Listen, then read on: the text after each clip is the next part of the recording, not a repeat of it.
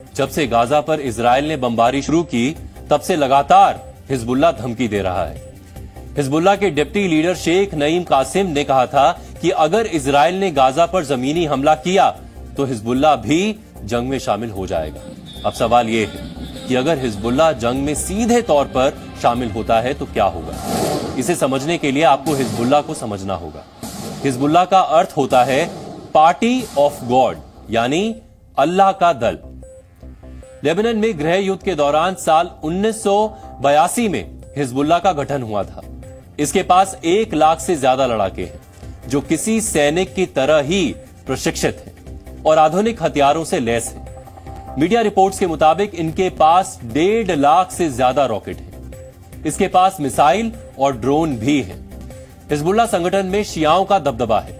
खास बात यह है कि इस संगठन को बनाने से लेकर ऑपरेट करने में ईरान की बहुत बड़ी भूमिका है। ईरान भी शिया बहुल देश है और अपने मिडिल ईस्ट में अपना वर्चस्व बनाने के लिए उसने लेबनान में हिजबुल्लाह को खड़ा किया।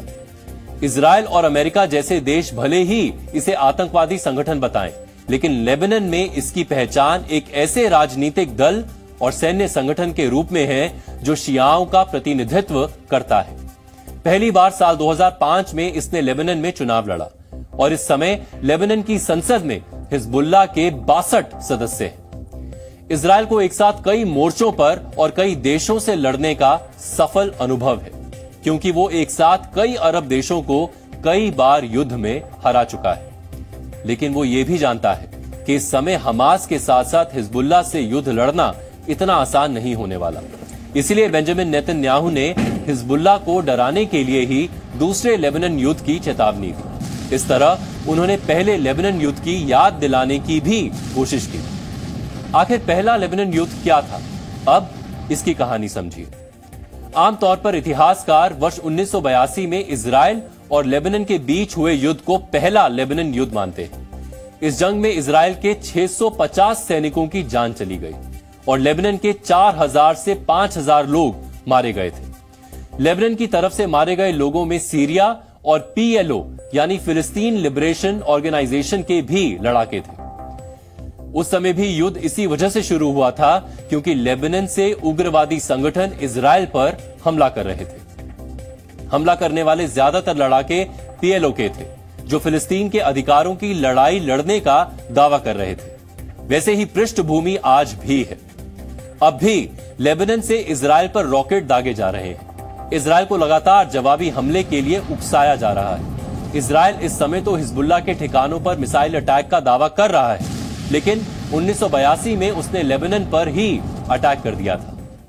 6 जून 1982 को लेबनान पर इजराइल के हमले के बाद युद्ध शुरू हो गया और सिर्फ 2 हफ्तों में इजराइल की डिफेंस फोर्स लेबनान की राजधानी बेरूत पहुंच गई और अगस्त महीने में सेना वापस लौट आई। लेकिन साउथ लेबनान में साल 1985 तक इजराइल के सैनिक तैनात रहे।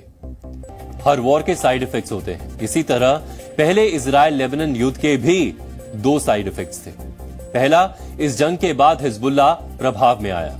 लेबनान में सक्रिय पीएलओ को उसने कमजोर कर दिया और उसकी जगह वो मजबूत होकर उभरा और पूरे लेबनान में उसका प्रभाव बढ़ने लगा।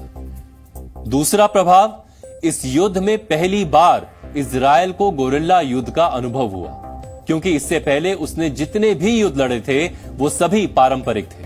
लेकिन इस बार हिजबुल्लाह और पीएलओ के लड़ाकों ने गोरिल्ला वॉर छेड़ा था, जिसका सामना इजराइल ने सफलतापूर्वक किया।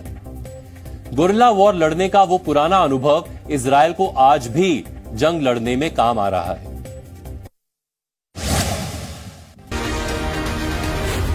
Z News.